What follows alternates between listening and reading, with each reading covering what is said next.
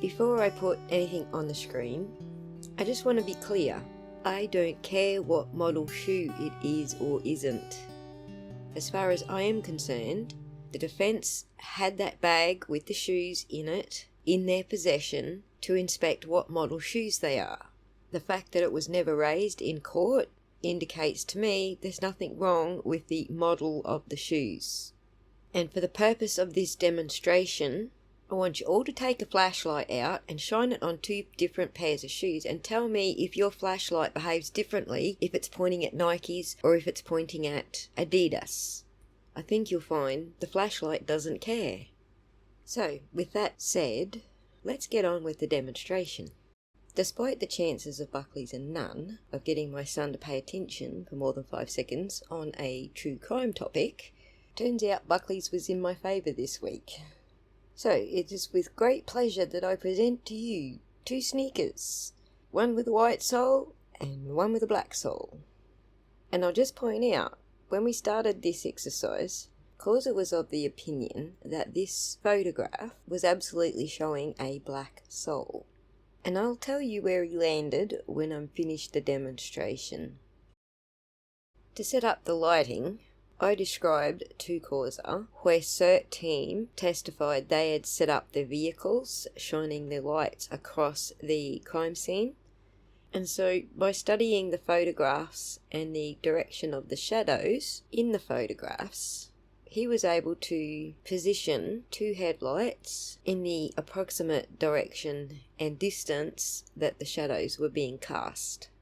It took a little bit of mucking around to get things looking right, so we didn't bother screen grabbing the entire exercise. We just took screenshots when we thought things were looking much like the photographs. You can see here, with just being illuminated by the headlights alone, the white sole and the black sole are looking very similar in the shadows. Next, we added some snow to the shoes to see how the shadows would form, and because I only had his attention for a short period, we didn't get to add as much snow as I would like to have for the experiment, but it was enough to see where the shadows would form. As you can see here, the headlights being at a distance will cast long shadows, and that's not what we're seeing in the photograph. If you look in the photograph, you can see quite a shallow, hard shadow right up close to the shoe, and that indicates another light source. To replicate the shadow, we put a flashlight overhead, in addition to the headlights. By positioning the flashlight in the right spot, we could get that shadow casting very close to the shoe as it is in the photograph. As we add the light sources, you can see it's becoming increasingly difficult to determine which shoe has a black sole and which shoe has a white sole. It's only when we change the angle of the flashlight source that we can see that there is one with a white sole. There's really only one angle the flashlight can be in for you to see that one is black and one is white. It is kind of difficult to see under the snow where the sole should be versus shadow. I've kind of traced it out in red. It's probably not perfect, but that's approximately in proportion. Any black you can see outside of that is shadow. And you can tell because some of the bumps that aren't deformed by other snow in the background below the shoe are fairly symmetrical as you would expect a shadow to be. It's easier to see in the second picture. Once again, I trace out where I think the sole should be underneath the snow, and anything outside of that should be shadow. And you can see they mostly conform in shape how you would expect a shadow to do. Going back to changing the direction of the light source, when the light is more directly on the soles, we can see the colour difference between the black and the white sole. And we can also see that in the subsequent photographs of the shoe. We'll come back to whether or not they have moved the shoe, staged the shoe, or whatever with the shoe.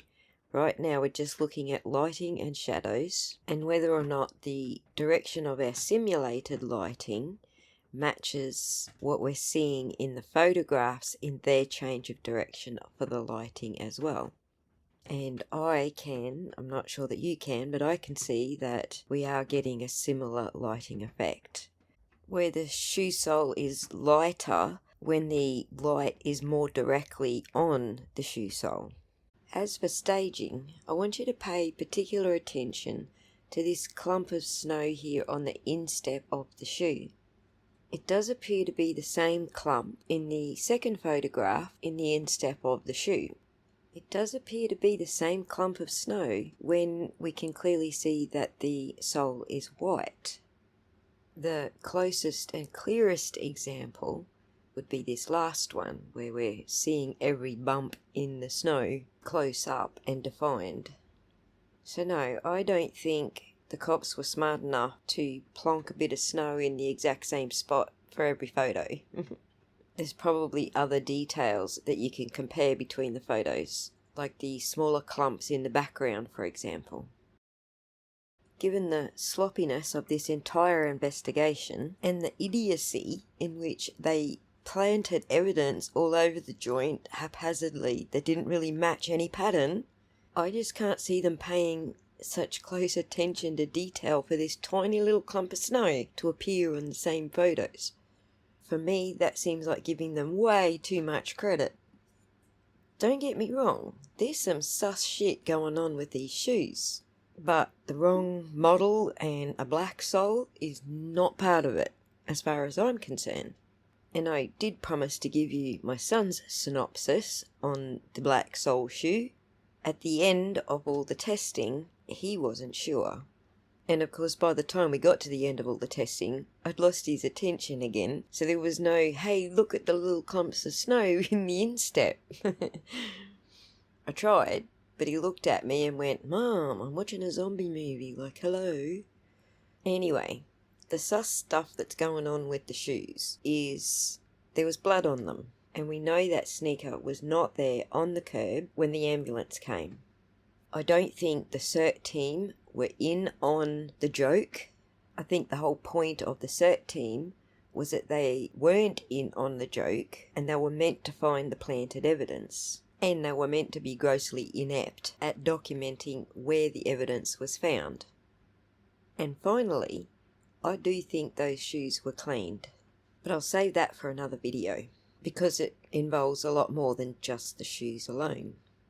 I would love nothing more than for us to find that gotcha moment that completely exonerates Karen, but unfortunately, I just don't think a black sole shoe is going to be it. Even if it is black, I've just shown you a very good reason the Commonwealth could give to say no, it's not black. It's not a hill you want to die on if you're the defence. Anyway, I hope that clears some confusion up for people. And even if it didn't, I had fun torturing my son for at least 5 minutes. I hope you enjoy the fruits of his labour. Bye.